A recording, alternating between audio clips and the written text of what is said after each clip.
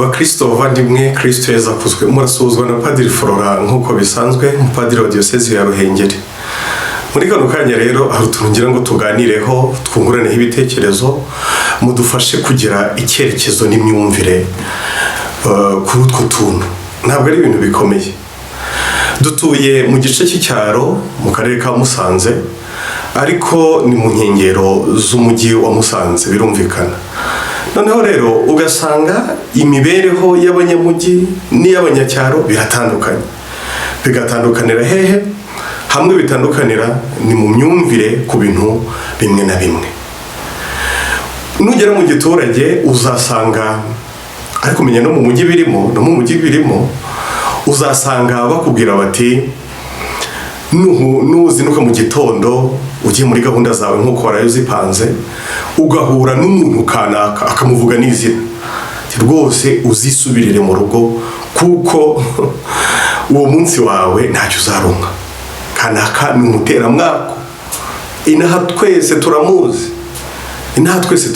Kumva nyine sosiyete yamushyize ku ruhande, hari akabogisi yamushyizemo imufungiranamo, ngo guhura nawe mu gitondo ni ibibazo cyane.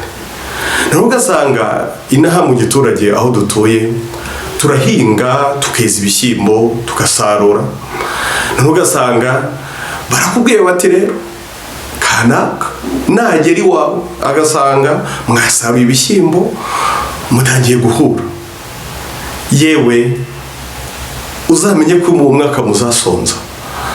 Arabura biratuba bishyira gute n'umuteramwaka muri urwo rwego. Kanaka niko yamye, niko ateye. Ibyo twese turabizi.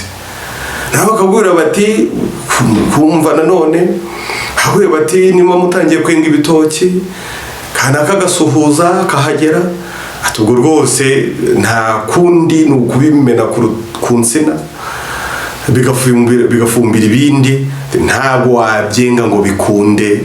Byanga bikunda biratema nk'uko tubizi mu mvugo yacu ya hano mu giturage. Ubwo rero ibyo ngibyo aho ngaho ni ku bantu, ariko kandi nanone hari n'ibintu bavuga ko bitera umwaka.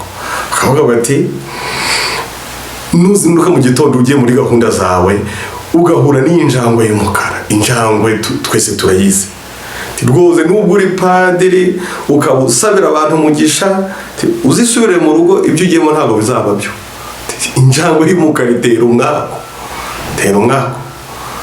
Ubwo rero ako kaba kamwe. Noneho bakakubwira bati nanone n'uwo wazindutse ugahura n'imbeba ikambukiranya inzira imbere yawe, ati rwose uzamenye ko uwo munsi utaraba mwiza. Urahura n'ibintu binyuranye bigiye bitandukanye, hari n'ibyiza n'ibivangavanze kubera iyo mbeba. Rero ibyo bintu ngewe nka padiri bakabimbwira bikarushaho kunshanga, simbyumva rwose, ntacyo nitoreramo. Naho nakurikiza gahunda ngira nk'umupadiri, zimwe zinsaba no kuzinduka nkavuga nize koko nanjye nemere ko umwaka ubaho. Bakristo bavandimwe, mumbwire mwebwe mudukurikiye, mumbwire niba umwaka ubaho. Ese umwaka ubaho? Ese niba ubaho mubona koko uterwa n'ibintu cyangwa abantu nkuko nari maze kubivuga hejuru? Ese umuntu utera umwaka, umuntu bavuga ko atera umwaka, mubibona niba wemera ko umwaka ubaho, mubona abikora abitewe n'ubugome? Nicyo ndakibaza. Kugira ngo umuntu agutere umwaka ni ubugome n'iki niba wemera ko umwaka ubaho? Noneho rero ngakomeza nkibaza nti none kuko iyo myumvire biri mu bantu ku bintu bimwe na bimwe n'abantu bamwe na bamwe ntabwo yabura kugira ingaruka. Ni izihe ngaruka mubona abantu cyangwa ibintu bagenda bahura nabyo, bya bindi nyine abantu bavuze ko bitera umwaka? Niba bavuze ngo kanaka atera umwaka, ni izihe ngaruka mubona bimugiraho kubera iyo myumvire abantu bamufiteho?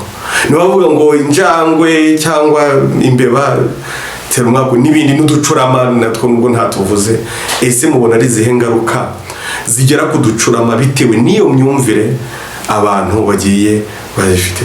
Ubwo rero ntabwo mbizi, muragenda mubyandika muri comment segment hasi cyangwa se comment section tugira uko tubyumva. Ubwo rero mukomeze mutungura ibitekerezo.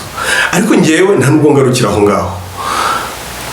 Abantu bakavuga bati umubyeyi yaguha umugisha bigafata, cyangwa se akakuvuma nabyo bigafata. Abandi bakavuga bati padiri, pasiteri n'iki batanga umugisha, ukasanga ubuhamya hirya no hino buratangwa bigakunda. None uwo mugisha n'uwo mwaku bishobora guhurira ku muntu nanone bikamwivangavangiramo. Ese umugisha wabo bose twavuze ushobora gukomoka hose twavuze ushobora kurusha uwo mwaku imbaraga, cyangwa umwaku ushobora kurusha umugisha imbaraga?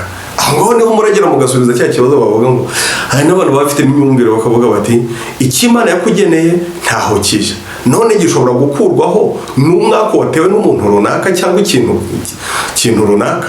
Ibyo ngibyo byose rero murumva ko ni ibintu babivangavanga abantu mu mutwe no mu mibereho yabo ya buri munsi, ku buryo usanga nyine rimwe na rimwe bigenda bitera n'inzangano mu bantu. Kanaka ni wambuje kubona iki ngiki, kanaka ni utuma matungo yacu atabyara cyangwa atagira gute. Ugasanga abantu barabikuramo ibintu by'inzangano hagati yabo kubera iyo myumvire itandukanye baba bagiye bifiteho hagati yabo. Ubwo rero murakomeza mugende mutubwira, mutwungura ibitekerezo. Hatagira umuntu unyandikira kuri WhatsApp ari kumpa igisubizo cyangwa ari kumpa igitekerezo kuri ngiye bimaze kuvuga.